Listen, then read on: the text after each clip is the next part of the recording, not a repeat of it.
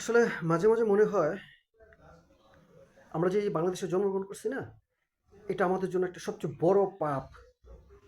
আমরা আসলে ভুল দেশে জন্মগ্রহণ করছি। কেননা এই দেশে রাষ্ট্র ব্যবস্থা এতটাই খারাপ, মানে দুর্নীতি আর করাপশনে তাদের রক্ত একেবারে নষ্ট হয়ে গেছে, তাদের ক্যারেক্টারটাই একেবারে নষ্ট হয়ে গেছে। মানে চুরি করতে করতে করতে করতে এদের এমন একটা পর্যায়ে অবস্থা হয়েছে, চুরি না করলে ওদেরকে ভালোই লাগে। তো পল্লী বিদ্যুতেরই এমন একটা চুরি আপনাদেরকে দেখাবো। আসেন দেখাই আপনাদেরকে। একেবারে এটা রিসেন্ট একদম। দেখেন, এই যে দেখতেছেন, এটা হচ্ছে ফেব্রুয়ারি 2026। ফেব্রুয়ারি 2026-এ আমার রিডিং ছিল, পূর্বে মানে ছিল কত এখানে, 16,150। আর শেষ করছে হচ্ছে গিয়া 3/2/2026-এ শেষ দেখাচ্ছে সে 16,220। ঠিক আছে, এটা হচ্ছে গিয়া মার্চের। এই যে দেখেন মার্চ, এই বিলটা আমি পেয়েছি গতকালকে। তো তারা দেখাইছে, দেখেন পূর্বের বিল ছিল কত আমার, এই যে পূর্বের বিল 16,220। এই যে 16,220 ফেব্রুয়ারি। সো এখান থেকে শুরু করে সে শেষ দেখাইছে কত, 16,320।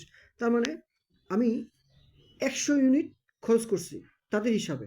এবার আসেন প্র্যাকটিক্যালি দেখাই আমার মিটার আমাকে কি বলতেছে।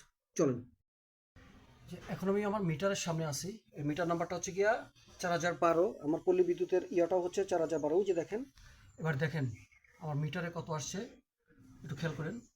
এখন আসে নাই। এই যে দেখেন 16,220.36 KWH। আর দেখেন আমার এখানে কত দেওয়া আছে, 16,320। পূর্বের ছিল কত, 16,220। দেখেন কত দেওয়া আছে, 16,220.32। আমি মূলত আমার এই মিটারটা হচ্ছে কি আমার এই রুমে আমি সংস্কারের কাজ করতেছি। এই রুমটা টোটালি ফাঁকা আজকে আহ, প্রায় 2 মাস ধরে আমি এটার কাজ করতেছি। সো এখানে আমার ভাড়াটিয়া নাই, যেহেতু সংস্কারের কাজ করতেছি। টোটালি কোনো প্রকার বাত্তি বুত্তি কিচ্ছু জ্বলে না। সো কিছুই জ্বলে না, কিন্তু তারা দেখাই দিচ্ছে। দেখেন মার্চে আমার 100 ইউনিট দেখাচ্ছে, তারা 100 ইউনিট তারা দেখাই দিচ্ছে। দেখছেন, এই হচ্ছে আমাদের বাংলাদেশের পল্লী বিদ্যুতের অবস্থা।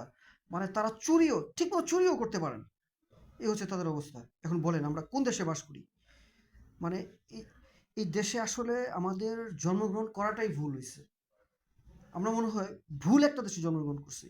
না আছে সুন্দর কোনো সমাজ ব্যবস্থা, উপর থেকে মানে টপ টু বটম চোর। কারে বিশ্বাস করবেন, কাকে বিশ্বাস করবেন? যদি আপনি প্রতিকার চান, তারা আপনাকে তো নানা রকম হাইকোর্ট দেখাই দিবে। প্রতিকার যদি আপনি চান বা আপনি কোনো প্রতিবাদ করেন বা কোনো কিছু করতে চান, উল্টার আপনি বিপদে পড়ে যাবেন। এই হচ্ছে আমাদের দেশের অবস্থা। তো আসলে মাঝে মাঝে মনে হয় যে এই দেশটা আসলে আমাদের জন্য না।